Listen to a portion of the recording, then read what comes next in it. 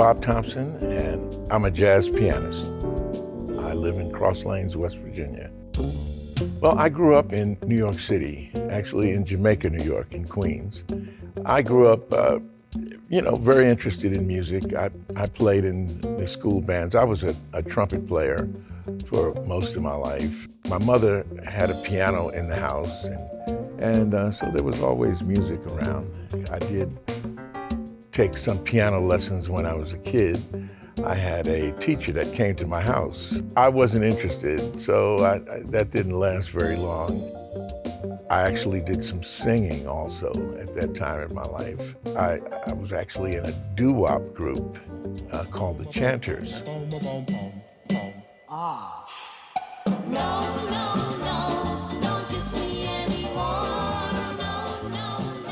Which recorded for King Records, and we did several records. This is back in 1957, and so it's been a long time.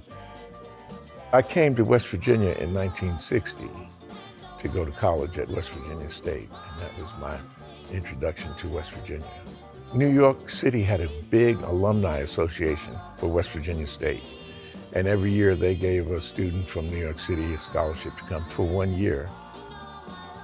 I decided, that would be nice to go and live on a campus and be away from home and experience that kind of college life. So I thought I would come here for a year and then go back and continue my studies in New York. But I'm still here. Well, when I was in college, there was a jazz band on the campus. It was a 5-piece jazz band. And they already had a trumpet player, and he was a great trumpet player. His name was Mitchell Lee. And originally I started just playing piano just so I could hang out and learn from him. Then the horn players graduated and I ended up with a trio. But once I started playing piano, I found that was really my voice. That's the instrument that I could really express myself on. There was a collegiate jazz festival that was held every year at Notre Dame University. It was a competition, and so I took my trio there, and we won the small group competition. And so from that, we had trips like to Algiers and Rome, Geneva, Paris, London, that kind of thing.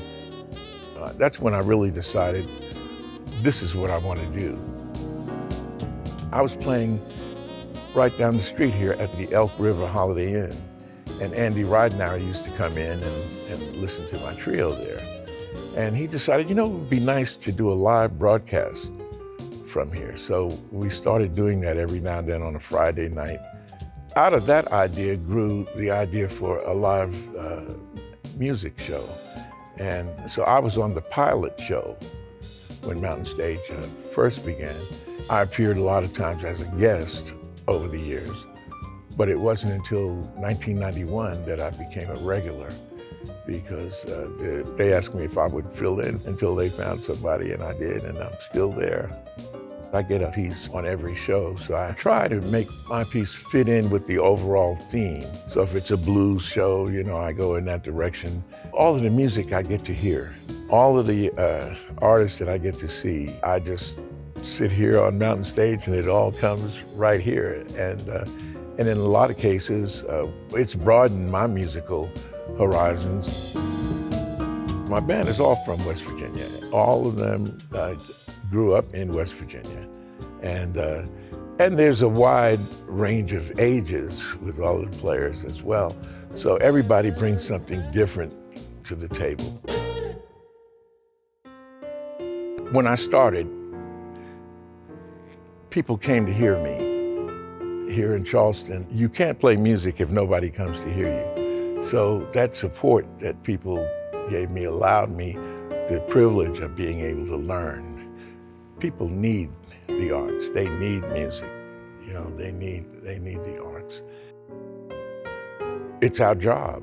It's our job. We have to get it out to people any way that we can, And I think once we take the responsibility and not wait on somebody else to magically make it happen, we have to spark that interest. And I think that it's in the schools. And unfortunately, When budgets get low, the first thing that gets cut is music programs or arts in general. And I think that that's important to building character and building appreciation of art and of each other. I spent a lot of time on the road. It was fun, enjoyable, but I really got tired of being on the road all the time. And I like being here, This is a place where I can go out and do things, and then you come back. So this is kind of a little oasis. That's what it is in my mind, And I can go out there and get into it, but then I can come back here because I enjoy the lifestyle here, the quality of life. I think if you want to get into music, well, into anything really, is be as prepared as possible. Learn as much as you can and listen. Starting out, it was always a struggle. Every year it's like, okay, what am I going to do to survive this year? And you have to have a new plan. I've been fortunate to, put my kids through college and do all of the things that I needed to do in life. And a lot of people think that I learned to play jazz in New York, but I learned how to play jazz in West Virginia.